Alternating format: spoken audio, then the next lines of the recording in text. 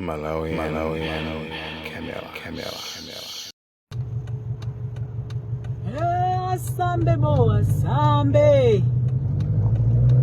asambe ndipalamula nazo.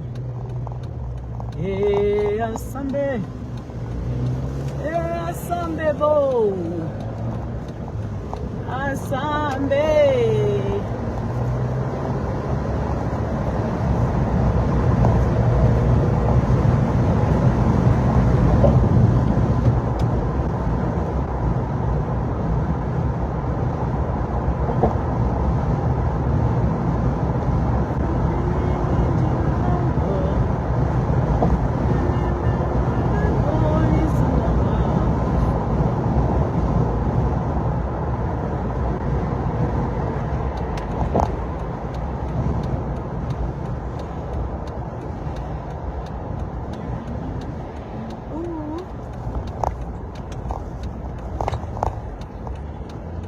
Hey, Ndabwela pano bagulu to greet you beautiful rich people with positive vibes.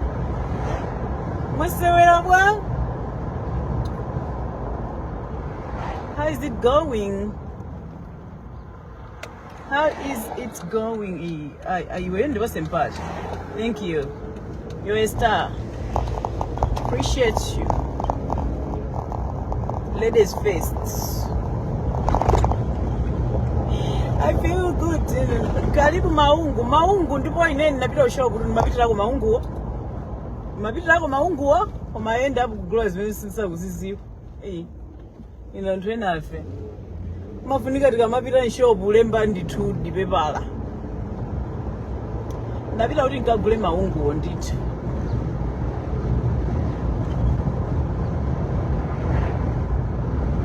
Ndamene amenyeka kuti lero ladibwe. Neli ulipo. Masawa ati Neli tuzikuyenda.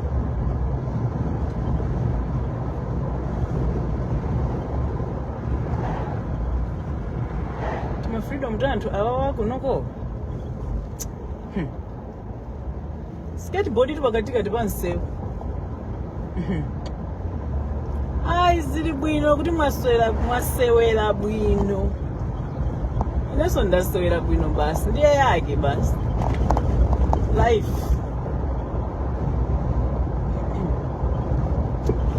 Ine ndimakamba kunena kuti apo papa ujeni pa page ndapanga post nsikana amene anamwalira. Ine ndamva ndithu anthu ambirimbiri muyankhula. Now ine ndabwera kuzalembapo zanga kuti nkhani mukayimvesesera. Ifunika ndithu itakhala ngati yasatiridwa chifukwa mmene ndikuyionera nkhani ine mmene ndayimveseseredwa naneso ndintola nkhani zokwana ziwiri. The way I'm listening to the story ikuoneka kuna kuti pali ma victims amene ali moyo unamiziridwa nkhani. You understand me? Koma anthu ochuluka nzeru, ine munthu ofuna kuchuluka nzeru osafuna kupanga understand, munthu onena unati ndalemba kale kunena kuti anthu amene nkhani mwathana nazo musayikepo mulomoyi. Ndanakala anthu amene inu mukuzoti mwathana nazo musayikepo mulomo. Mukubwerabe mufuna kumayika mulomo for what? Pamene sungumva ndipati. Mukupangisa family kuti izilirabe. Inu come on, understand this. Munthu olo ali kumanda. Muzimvesetsa kuti somebody even in her grave, in his grave, he can get justice. And I have my reasons why I post the things that I post. And many people get help with the things that I post. Zimene ina anuma zona ngati kuti isukuyeneka utero. I know. You understand? Koma mukamabwera ndalongoswa kale unati amene tu ndanena. Amene mukuziona kuti izi zimwathana nazo. Sumufuna kumvaso kuti mufuna kumuona nsikana amene yuyu. Don't comment. Mpamene mukubwera kuzalongosola. I am not against what you saying. It's already good you're against what I'm saying because if you don't have anything to say, keep quiet. So me, what I do, I don't want numbers. I don't need numbers. I block you. Yes. It's not a matter of you and me competing. No, because in again, I'm working. Because I know, if you listen, you sit down and you listen to the stories that are being talked about this girl. But I'm my victims and And my victims amene ajawa akuzuzika chifukwa cha zinthu zono sizikuwakhuza, but they're being posted. So anthu ambiri mmangofuna kuchuluka nzeru osafuna kupanga understand chinthu chimene anthu ena akutani, anthu ena akunena. So ineyo, what I can advise you is, you know, there are stories that I post, you feel like, hey, inenkani indisaike mlomo. Keep quiet. Because I posted another thing also. Inendupanga exercise nyamata wina akubwera kuzati koma unganye kuliretu iwe. This is the exercise that I'm doing. And I take that and I post on the page. The reason I'm posting that on the page, mulipo anthu ambiri niyo mazimva ngati niyo bukao. Ine musandipangire bukao. If you know na kuti ndiwe bukao. You need to stand and fight against corruption. Koma usandipangire bukao if you are even failing to fight the corruption. Usabona kwandipangire bukao ngati oziwa. There's nothing that you know. The only thing you can know is you to fight against corruption that has killed us. Don't even try. As Mama, don't even try. You don't know the eye that I look at you. As Mama, don't even try. You don't know the eye that I have. I've got the eye of a tiger against you, Malawian men that has failed the nation. You want to come here and comment and feel like you bukao. You know it all. Phone you could enter, phone you could enter. You want to act like bukao. So this filter now is going to make me red. Hey, Chineke, hey. I'm trying to be fake. I'm trying to do filter thing. Look at this. So this is sana. Read and understand before you comment. You understand? Gerald, so you need to understand. And we are talking of somebody who was a content creator because the girl was by TikTok. Tim Pangabe remember. My content creators, Tim Pangabe remember because the girl was by TikTok. She was a TikToker. You get it? Yes. So nowadays you have to understand. Remove the mindset of old cargoes. We are in the days that we are what? We are operating with phones. So there's no story. We not say we are going to hold accountable. So we are going to talk about everything. Hey Memo, thank you for the 99 stars. Appreciate you. We need more gifters like Memory who understand this life of content creating. You gifter. Thank you, Memo. Appreciate you. So mubange understand kunena kuti is why we have to hold one another accountable. Pankani na ili yonse ngati mukuzoona kuti pali ma victims amene ali moyo. You gotta stand up and fight for those victims. Pankani na ili yonse ngati mukuzoona kuti olo munthu uja wapita, but there is something you have to question. Ino anthu amene mukumabwera kumanena kunako ufiti kulibe ngakhale akumanena kuna kuti nzaufiti ndiye umboni mukautenga kuti shut up ino. Ufiti kumala uliko. Ino zwe simuziwa. Ufiti kumala uliko.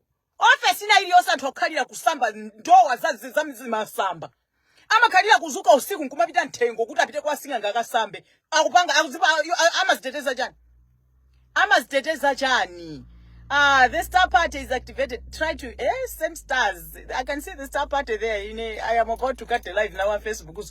You understand me? Amateteza chani. Akupanga protect chani. You amapita ntengo tu kasamba 24/7. Koma inoma kuza ndi ufiti kulibe. Exactly zimene uchitika za corruption.